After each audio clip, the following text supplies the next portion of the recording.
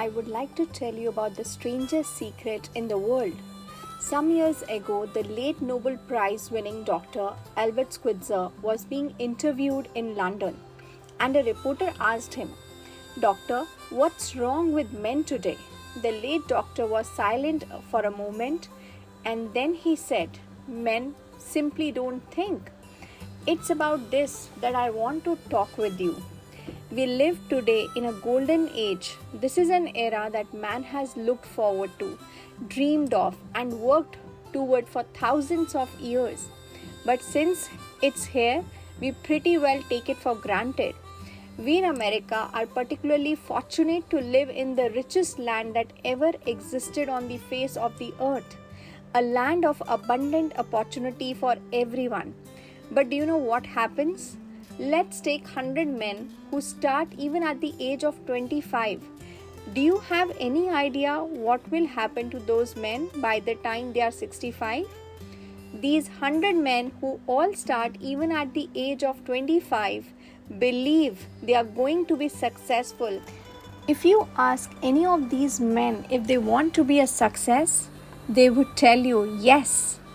And you would notice that he was eager towards life, that there is a certain sparkle in their eye, an erectness to their carriage. Life seems like a pretty interesting adventure to them. But by the time they are 65, only one will be rich, 4 will be financially independent, 5 will still be working, and 94 will be broke. Now think for a moment. Out of the 100, only 5 make the grade. Why do so many fail? What has happened to the sparkle that was there when they were 25? What has become of their dreams, their hopes, their plans? And why is there such a large disparity between what these people intended to do and what they actually accomplished? When we say about 5% achieve success, we have to define success. Here is the best definition I have ever been able to find. Success is the progressive realization of a worthy ideal. If a man is working towards a predetermined goal and knows where he is going, that man is a success. If he is not doing that, he is a failure. Success is the progressive realization of a worthy ideal.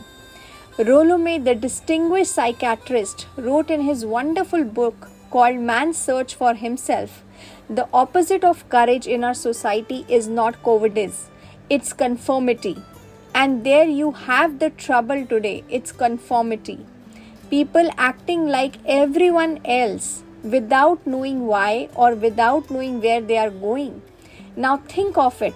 In America right now there are 40 million people 65 years of age and older, and most of them are broke. They are dependent on someone else for life's necessities. We learn to read by the time we are 7. We learn to make a living by the time we are 25. Usually by that time we are not only making a living, we are supporting a family, and yet by the time we are 65, we haven't learned how to become financially independent in the richest land that has ever been known. Why? We conform. And the trouble is most of us are acting like the wrong percentage group, the 95 who don't succeed. Why do these people conform? Well, they really don't know. These people believe their lives are shaped by circumstances, by things that happen to them by exterior forces. They are outer directed people. A survey was made one time that covered a lot of people, working people.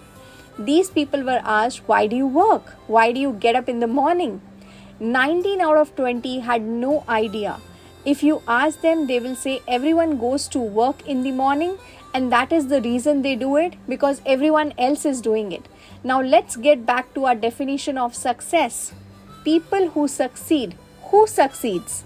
The only person who succeeds is the person who is progressively realizing a worthy ideal. It's the person who says, I'm going to become this, and then begins to work towards that goal. I will tell you, the successful people are, a success is the school teacher who is teaching school because that's what he or she wants to do. A success is the woman who is a wife and mother because she wanted to become a wife and a mother and is doing a good job of it. A success is the man who runs the corner gas station because that was his dream. A success is the entrepreneur who starts their own company because that was their dream. That's what they wanted to do. A success is the successful salesperson who wants to become a top-notch salesperson and grow and build within his or her organization and sets forth on the pursuit of that goal. A success is anyone who is pursuing a predetermined job because that's what he or she decided to do deliberately. But only 1 out of 20 does that. That's why today there is really not any competition unless we make it for ourselves. Instead of competing, all we have to do is create. For 20 years I looked for the key which would determine what would happen to a human being. Was there a key? I wanted to know, which would make the future a promise that we could foretell to a large extent. Was there a key that would guarantee a person's becoming successful if they only knew about it and knew how to use it? Well, there's such a key and I have found it. Have you ever wondered why so many people work so hard and honestly without ever achieving anything in particular? And why others don't seem to work hard yet seem to get everything? They seem to have the magic touch. You have heard people say about someone, everything he touches turns to gold. Have you ever noticed that a person who becomes successful tends to continue to become successful? And on the other hand, have you noticed how someone who is a failure tends to continue to fail? Well, it's because of goals. Some of us have goals, some don't. People with goals succeed because they know where they are going. It's that simple. Think of a ship leaving a harbor and think of it with the complete voyage mapped out and planned. The captain and crew know exactly where the ship is going and how long it will take. It has a definite goal, and double line times out of 10,000 it will get to where it started out to get. Now let's take another ship, just like the first, only let's not put a crew onto it or a captain at the helm. Let's give it no aiming point, no goal, no destination. We just start the engines and let it go. I think you will agree with me that if it gets out of the harbor at all, it will either sink or wind up on some deserted beach, a derelict. It can't go any place because it has no destination and no guidance. And it's the same with a human being. Take the salesman for example. There is no other person in the world today with the future of a good salesman. Selling is the world's highest paid profession. If you are good at it and if you know where you are going, every company needs top-notch salespeople and they reward those people. The sky is the limit for them. But how many can you find? Someone once said the human race is fixed, not to prevent the strong from winning, but to prevent the weak from losing. The American economy today can be likened to a naval convoy in time of war. The entire economy is slowed down to protect its weakest link, just as the convoy has to go at the speed that will permit its slowest vessel to remain in formation. That's why it's so easy to make a living today. It takes no particular brains or talent to make a living and support a family today. So if we have a plateau of so-called security, if that is what a person is looking for, but we all do have to decide how high above this plateau we want to aim. Now let's get back to the strangest secret in the world, the story I wanted to tell you today. Why do men with goals succeed in life and men without them fail? Well, let me tell you something which you really understand it will alter your life immediately. If you understand completely what I am going to tell you from this moment on, your life will never be the same again. You will suddenly find that good luck just seems to be attracted to you. The things you want just seem to fall in line. And from now on, you won't have the problems, the worries, the gowning lump of anxiety that perhaps you have experienced before. Doubt, fear, well, they will be the things of the past. Here's the key to success and the key to failure. We become what we think about. Now let me say that again. We become what we think about. Throughout all history, the great wise men and teachers, philosophers, and prophets have disagreed with one another on many different things. It is only on this one point that they are in complete and unanimous agreement. The key to success and the key to failure is this: we become what we think about. Listen to what Marcus, the great Roman emperor, said: a man's life is what his thoughts make of it. Benjamin said this: everything comes if a man will only wait. I have brought myself after long meditation to the conviction that a human being with a settled purpose must accomplish it, and nothing can resist a will that will stake even existence for its fulfillment.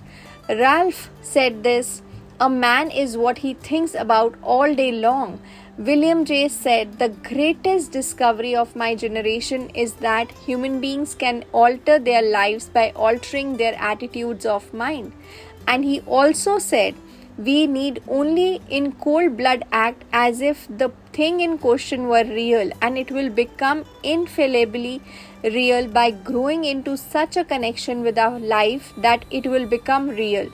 It will become so knit with habit and emotion that our interests in it will be those which characterize belief. He also said that if you only care enough for a result, you will almost certainly obtain it. If you wish to be rich, you will be rich. If you wish to be learned, you will be learned. If you wish to be good, you will be good. Only you must then really wish these things, and wish them exclusively, and not wish at the same time 100 other incompatible things just as strongly.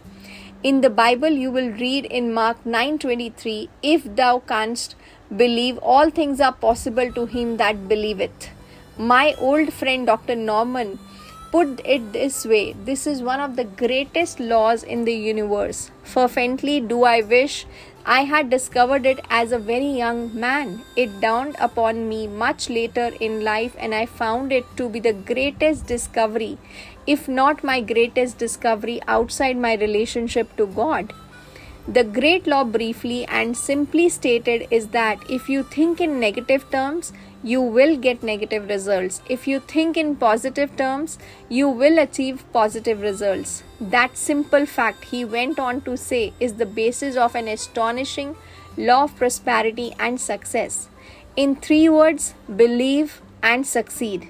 William Shakespeare put it this way: our doubts are traitors and make us lose the good we oft might win by fearing to attempt. George Shaw said, people are always blaming their circumstances for what they are. I don't believe in circumstances. The people who get on in this world are the people who get up and look for the circumstances they want, and if they can't find them, they make it. Well, it's pretty apparent, isn't it? And every person who discovered this for a while believed that they were the first to work it out. We become what we think about. Now it stands to reason that a person who is thinking about a concrete and worthwhile goal is going to reach it, because that's what he is thinking about, and we become what we think about. Conversely, the man who has no goal, who doesn't know where they are going, and whose thoughts must therefore be thoughts of confusion, anxiety, fear, and worry, becomes what they think about. His life becomes one of frustration, fear, anxiety, and worry. And if he thinks about nothing, he becomes nothing. Now, how does it work? Why do we become what we think about? Well, I will tell you how it works as far as we know. Now, to do this, I want to tell about a situation that parallels the human mind. Suppose a farmer has some land, and it's good fertile land. Now, the land gives the farmer a choice. He may plant in that land whatever he chooses. The land doesn't care.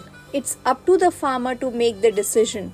Now remember, we are comparing the human mind to the farmer's land because the mind, like the land, doesn't care what you plant in it. It will return what you plant, but it doesn't care what you plant.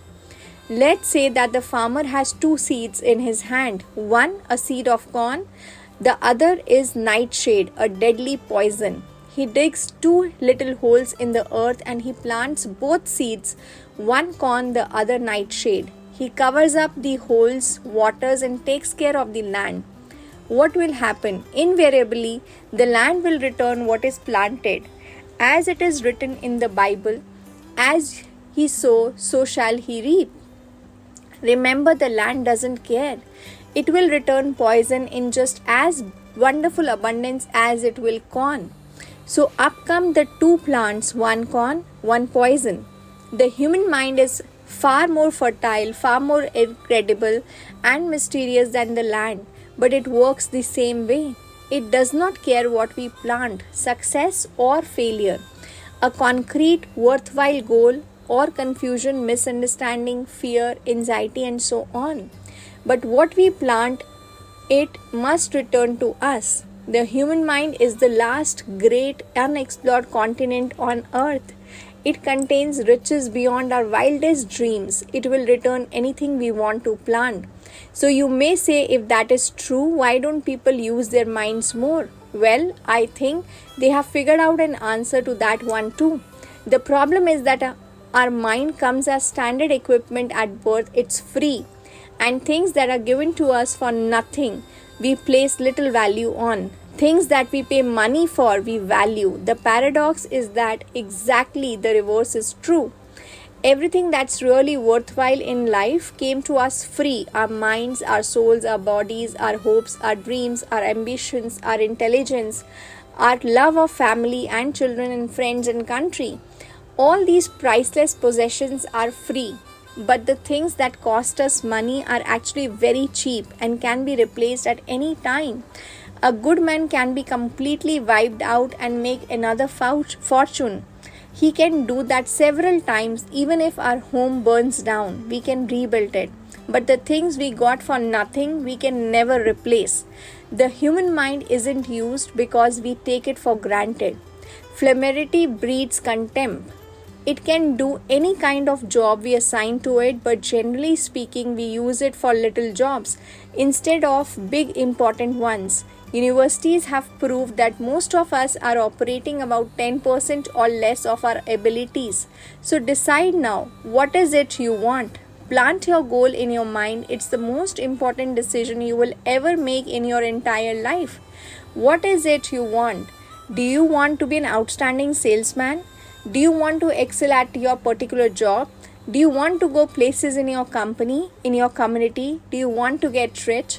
All you have got to do is plant that seed in your mind, care for it, work steadily towards your goal, and it will become a reality. It not only will, there's no way that it cannot. You see, that's a law. Like the laws of Sir Isaac Newton, the laws of gravity. If you get on top of a building and jump off, you will always go down. You will never go up. And it's the same with all the other laws of nature. They are inflexible. They always work. Think about your goal in a relaxed, positive way. Picture yourself in your mind's eye as having already achieved this goal. See yourself doing the things you will be doing when you have reached your goal. Ours has been called a phenobarbital age, the age of ulcers and nervous breakdowns and tranquilizers, at a time when medical research has raised us to a new plateau of good health and longevity. Far too many of us worry ourselves into an early grave trying to cope with things in our own little personal ways, without learning a few great laws that will take care of everything for us. These things we bring on ourselves through our habitual way of thinking. Every one of us is the sum total of our own thoughts. We are where we are because that is exactly where we really want or feel we deserve to be, whether we will admit that or not.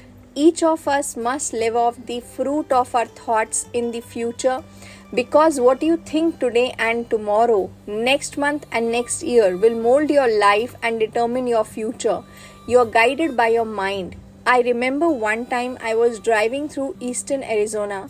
I saw one of those giant earth-moving machines roaring along the road at about 35 miles an hour, with what looked like 30 tons of dirt in it. A tremendous, incredible machine. and there was a little man perched way up on top with the wheel in his hands guiding it.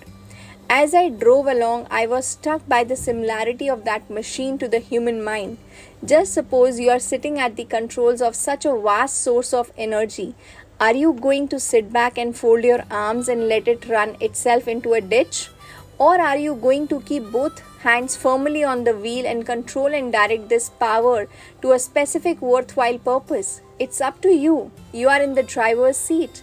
You see, the very law that gives us success is a double-edged sword. We must control our thinking. The same rule that can lead people to lives of success, wealth, happiness, and all the things they ever dreamed of for themselves and their family. That very same law can lead them into the gutter. It's all in how it is used, for success good or for failure bad. This is the strangest secret in the world. Why do I say it's strange, and why do I call it a secret? Actually, it's not a secret at all. It was first promulgated by some of the earliest wise men, and it appears again and again throughout the Bible. But very few people have learned it or understand it. That's why it's strange, and why for some equally strange reason it virtually remains a secret. I believe you could go out and walk down the main street of your town and ask one person after another what the secret of success is, and you probably would not run into one person in a month that could tell you.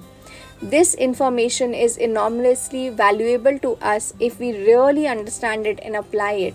It is valuable to us not only for our own lives, but the lives of those around us, our families, employees, associates, and friends. Life should be an exciting adventure. It should never be a bore. A person should work fully, be alive. You should be glad to get out of bed in the morning. You should be doing a job that you like to do because you do it well. One time I heard Grove Patterson, the great late editor-in-chief of the Toledo Daily Blade, make a speech, and as he concluded his speech, he said something I have never forgotten. He said, "My years in the newspaper business have convinced me of several things, among them that people are basically good and that we came from some place and we are going someplace. So we should make our time here an exciting adventure. The architect of the universe did not build a stairway leading anywhere. The greatest teacher of all, the carpenter from the plains of Galilee, gave us the secret time and time again. As you believe, so shall it be done unto you." I've explained the strangest secret in the world and how it works. Now I would like to explain how you can prove to yourself the enormous returns possible in your life by putting the secret to a practical test. I want you to make a test that will last 30 days. It is not going to be easy, but if you give it a good try, it will completely change your life for the better. Back in the 17th century, Sir Isaac Newton, the English mathematician and natural philosopher, gave us the natural laws of physics, which apply as much to human beings as they do to the movement of bodies in the universe. And one of these laws is, for every action there is an equal and opposite reaction. Simply stated, as it applies to you and me, it means we can achieve nothing without paying the price. The results of your 30-day experiment will be in direct proportion to the effort you put forth. To be a doctor, you must pay the price of long years of difficult study. To be successful in selling, and remember, each of us succeeds in life to the extent of our ability to sell. Selling our families on our ideas, selling education in schools, selling our children on the advantages of living a good and honest life, selling our associates and employees on the importance of being exceptional people. To, of course, the profession of selling itself. But to be successful in selling our own way of the good life, we must be willing to pay the price. Now, what is that price? Well, it is many things. First, it is understanding emotionally as well as intellectually that we literally become what we think about, that we must control our thoughts if we are to control our lives. It is understanding fully that as you sow, so shall you reap.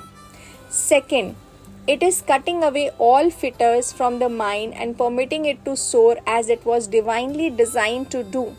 It is the realization that your limitations are self-imposed and the opportunities for you today are enormous beyond belief. It is rising above narrow-minded pettiness and prejudice.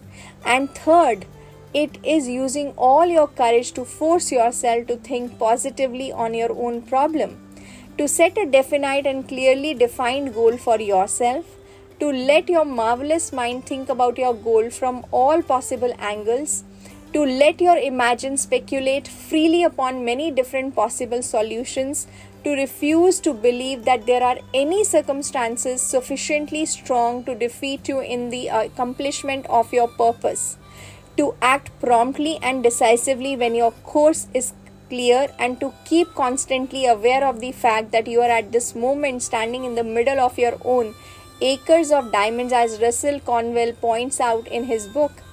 And fourth, save at least 10% of every dollar you earn. It is also remembering that no matter what your present job, it has enormous possibilities if you are willing to pay the price. Make your 30-day test. Let's go over the important points in the price each of us must pay to achieve the wonderful life that can be ours. It is, of course, worth any price. First, think constructively. You will become what you think about. Second, imagine. Remember the word imagine and let your mind begin to soar. Third, courage. Concentrate on your goal every day. Fourth, save 10% of what you earn. Fifth, action. Ideas are worthless unless we act on them. Now I will outline the 30-day test I want you to make, keeping in mind that you have nothing to lose by making this test and everything you could possibly want to gain. There are two things that may be said about everyone. Each of us wants something and each of us is afraid of something. For the next 30 days, follow each of these steps every day until you have achieved your goal. First, I want you to write on a card what it is you want more than anything else. It may be more money. Perhaps you would like to double your income or make a specific amount of money. It may be a beautiful home.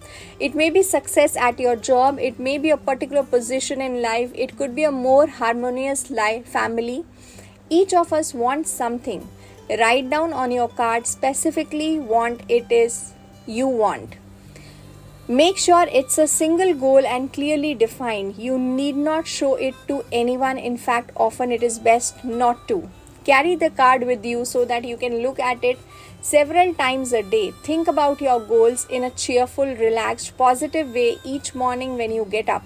And immediately you have something to work for, something to get out of bed for, something to live for. Look at the goals written on your card every chance you get during the day and just before going to bed at night. As you look at it, remember that you must become what you think about, and since you are thinking about your goal, you realize that soon it will be yours. In fact, it is really yours. The moment you write it down and begin to think about it, look at the abundance all around as you go about your daily business. You have as much right to this abundance as any living creature. It is yours for the asking. Now we come to the difficult part. Difficult because it means for the formation of what is probably a brand new habit. New habits are not easily formed. Once formed, however, they will follow you for the rest of your life. Second, stop thinking about what it is you fear. Each time a fearful or negative thought comes into your conscious mind, replace it with a mental picture of your positive and worthwhile goal. And there will come times when you will feel like giving up. It's easier for a human being to think negatively than positively. That's why only 5% are successful. You must begin now to place yourself in that group. For 30 days, you must take control of your mind. It will think about only what you permit it to think about. Each day for this 30-day test, do more than you have to do. In addition to maintaining a cheerful, positive outlook, give of yourself more than you have ever done before. Do this knowing that your returns in life must be in direct proportion to what you give. The moment you decide on a goal to work toward, you immediately are a successful person. You are then in that rare and successful category of people who know where they are going. Out of every 100 people, you belong to the top 5. Don't concern yourself too much with how you're going to achieve your goal. Leave that completely to a power greater than yourself. All you have to know is where you are going. The answers will come to you of their own accord and at the right time. Remember these words from the Sermon on the Mount and remember them well. Keep them constantly before you this month of your test. Ask and it shall be given you. Seek and you shall find. Knock and it shall be opened unto you.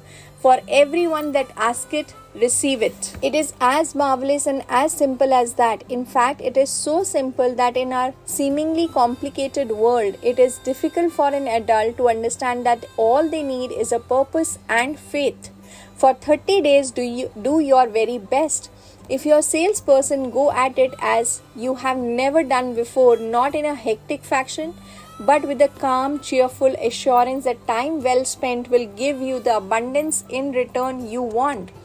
If you're a homemaker, devote your 30-day test to completely giving of yourself without thinking of receiving anything in return, and you will be amazed at the difference it makes in your life. No matter what your job, do it as you have never done before, and if you have kept your goal before you every day for 30 days, you will wonder and marvel at this new life you have found. Dorothy Brande, the outstanding editor and writer, discovered it for herself and talks about it in her fine book Wake Up and Live. Her entire philosophy is reduced to the words, act as though it were impossible to fail. She made her own test with sincerity and faith, and her entire life was changed to overwhelming success. Now you make your test for 30 days. Don't start your test until you have made up your mind to stick with it. You see, by being persistent, you are demonstrating faith. Persistence is simply another word for faith. If you did not have faith, you would never persist. If you should fail within your first 30 days, by that I mean you suddenly find yourself overwhelmed by negative thoughts, you have to start over again from that point and go 30 more days. Gradually, your new habit will form until you find yourself one of that wonderful minority to whom virtually nothing is impossible. And don't forget the card. It is vitally important as you begin this new way of living. On one side of the card, write your goal, whatever it may be. On the other side, write the words we have quoted from the Sermon on the Mount. Ask and it shall be given you. Seek and you shall find. Knock and it shall be opened unto you. For everyone that asketh, receiveth. In your spare time during your test period, read books that will help you. Read at least 15 minutes each day. Inspirational books like the Bible, Dorothy Brand's Wake Up and Live, and if you can still find a copy, The Magic of Believing by Claude Bristol, Think and Grow Rich by Napoleon Hill, and other books that instruct and inspire. Nothing great was ever accomplished without inspiration. See that during these crucial first 30 days, your own inspiration is kept to a peak. Above all, don't worry. Worry brings fear, and fear is crippling. The only thing that can cause you to worry during your test is trying to do it all by yourself. Know that all you have to do is hold your goal before you. Everything else will be taken care of itself. Remember also to keep calm and cheerful. Don't let pretty things annoy you and get you off course. Now, since making this test is difficult, some will say, why should I bother? Well, look at the alternative. No one wants to be a failure. No one really wants to be a mediocre individual. No one wants a life constantly full of fear, worry, and frustration. Therefore, remember that you must reap that what you sow. If you sow negative thoughts, your life will be filled with negative things. If you sow positive thoughts, your life will be cheerful, successful, and positive. Gradually, you will have the tendency to forget what you have just learned or heard. Read this again each week. Download the audio version. Keep reminding yourself of what you must do to form this new habit. Gather your whole family around at regular intervals and listen to what has been said here. Most people will tell you that they want to make money without understanding the law. The only people who make money work in a mint. The rest of us must earn money. This is what causes those who keep looking for something for nothing or for a free ride to fail in life. The only way to earn money is by providing people with services or products which are needed and useful. We exchange our time and our product or service for other person's money. Therefore, the law is that our financial return will be in direct proportion to our service. Success is not the result of making money. Earning money is the result of success, and success is in direct proportion to our service. Most people have this law backwards. They believe that you are successful if you earn a lot of money. The truth is that you can only earn money after you are successful. It's like the man who stands in front of the stove and says to it, "Give me heat and then I will add the wood." How many men and women do you know, or do you suppose there are today, who take the same attitude towards life? There are millions. We have got to put the fuel in before we can expect heat. Likewise, we have got to be of service first before we can expect money. Don't concern yourself with the money. Be of service, build, work, dream, create. Do this and you will find there is no limit to the prosperity and abundance that will come to you. Prosperity is founded upon a law of mutual exchange. Any person who contributes to prosperity must prosper in turn themselves. Sometimes the return will not come from those you serve, but it must come to you from some place, because that is the law. For every action there is an equal and opposite reaction. As you go daily through your 30-day test period, your success will always be measured by the quality and quantity of service you render. And money is a yardstick for measuring this service. No person can get rich themselves unless they first enrich others. There are no exceptions to a law. You can drive down any street and from your car estimate the service that is being rendered by the people living on that street. Have you ever thought of this yardstick before? It's interesting. Some, like ministers, priests, and other devoted people, measure their returns in the realm of the spiritual, but again, their returns are equal to their service. Once this law is understood, any thinking person can tell their own fortune. If they want more, they must be of more service to those he receives his return.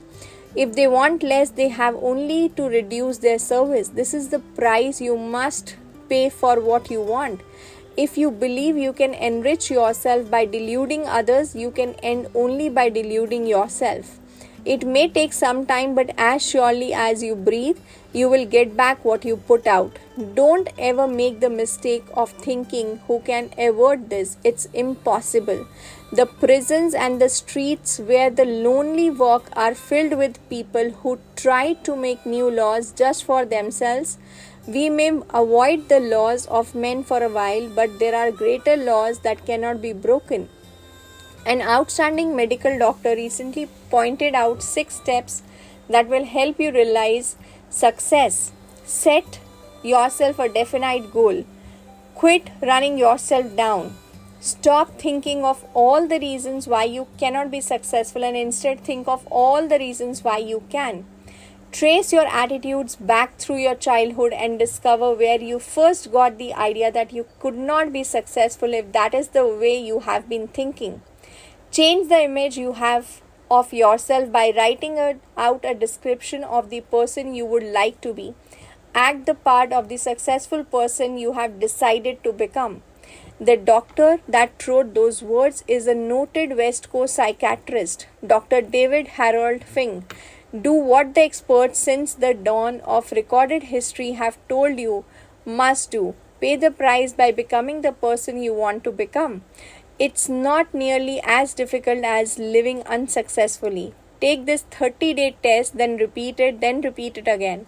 Each time it will become more a part of you until you will wonder how you could have ever lived any other way. Live this new way and the floodgates of abundance will open and pour over you more riches than you may have dreamed existed. Money, yes, lots of money. But what's more important, you will have peace. You will be in that wonderful minority who lead calm, cheerful, successful lives. Start today. You have nothing to lose, but you have your whole life to win. This is Neha Baveja. Thank you so much.